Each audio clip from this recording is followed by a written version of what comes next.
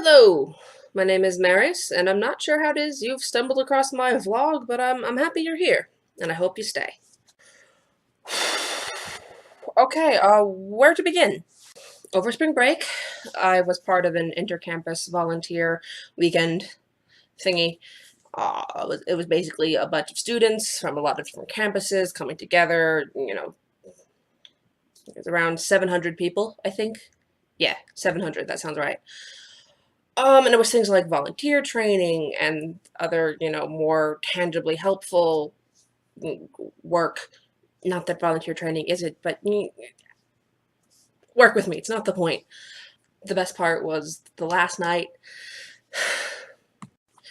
There was this concert because it was last night, and that's what you do. You have a concert.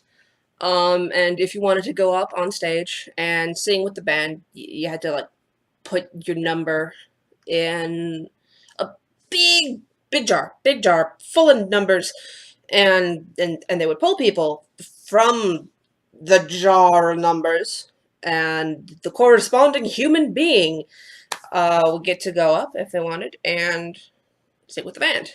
I don't know how it happened, but my number was in the jar. I think someone did it as a joke, and it was not a funny joke. Don't do that to people. That's not okay. So they called me up, and because I'm me, I couldn't just say, no, it's a mistake. I'm a distressingly anxious human being. Please don't make me be in front of all of these people. So I just went up.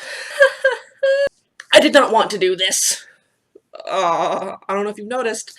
I'm not the best in front of crowds. Actually, I'm really not the best in front of other life forms. Like, individuals are not my strong suit. Uh, you can ask Eponine or Kufarak. They will both tell you that this is a true statement about Marius. So it ends up there being about 10 people called up, including me, and I'm a jittery mess. But there was this there was this one girl.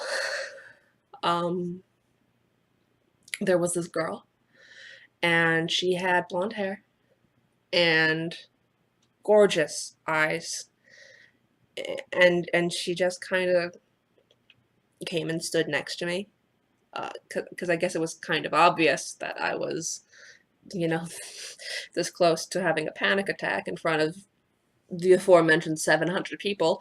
And I've never met anyone so sweet who would just go over and offer a complete stranger their hand. And then, because apparently my life is a fairy tale now, we sang together. I mean, there were 8 other people and the band, but we sang to each other. Um, she looked right at me the whole song, uh, and she just had the prettiest, just like cutest smile. I don't think I'm ever gonna get over her face.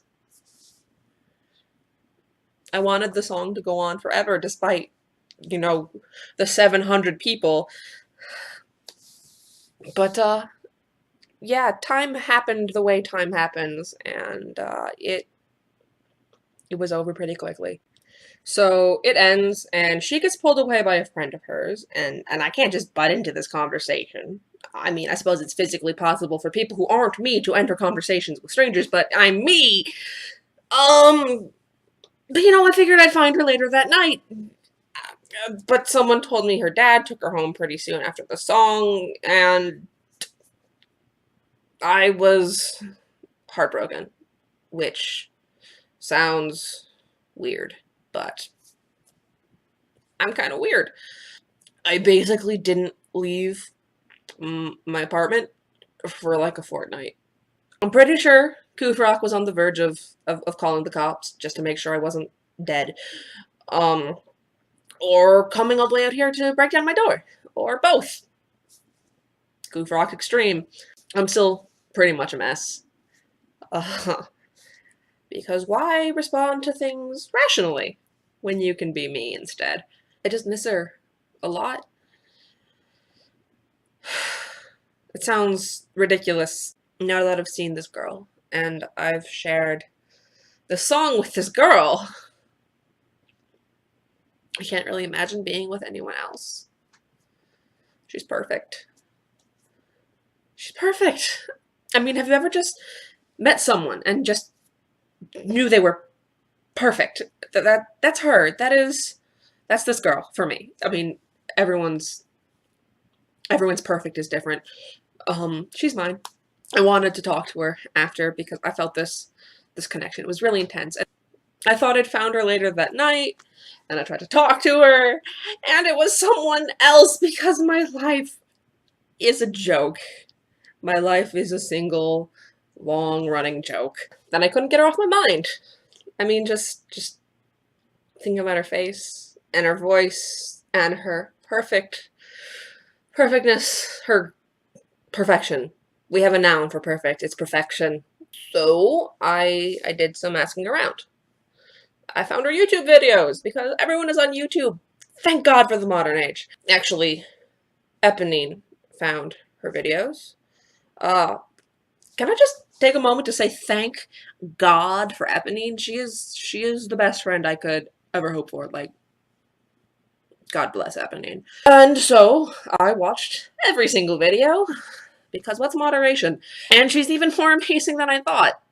Of course, someone that perfect probably isn't going to want anything to do with someone so me. Huh. And she probably has a boyfriend. Actually, no, that is really presumptuous of me to even assume that she's into men. What if she doesn't like guys at all? I mean, that's totally great. That's rad. But seriously, I don't stand a chance. I mean, not that I ever stood a chance, regardless of her sexual orientation. Let's be honest here. I'm not exactly a catch. Anywho, I wanted to thank her at least for, being so great back when we were on stage. So I drafted this message, and it is presently just sitting on my computer. It's just there. See, I want to talk to her again. It doesn't even have to be in person. Maybe on Skype. The internet is a magical place. But, crippling fear of rejection is kind of a thing with me. What with that history of rejection from the people who are never ever supposed to reject you. Thanks, Grandpa. And I'm a little scared of meeting her again because she's her and she's perfect, and that's scary. At the same time, I would honestly give anything to go back to that moment, that profoundly uncomfortable moment on stage when she just offered me her hand and just talked to her for a minute.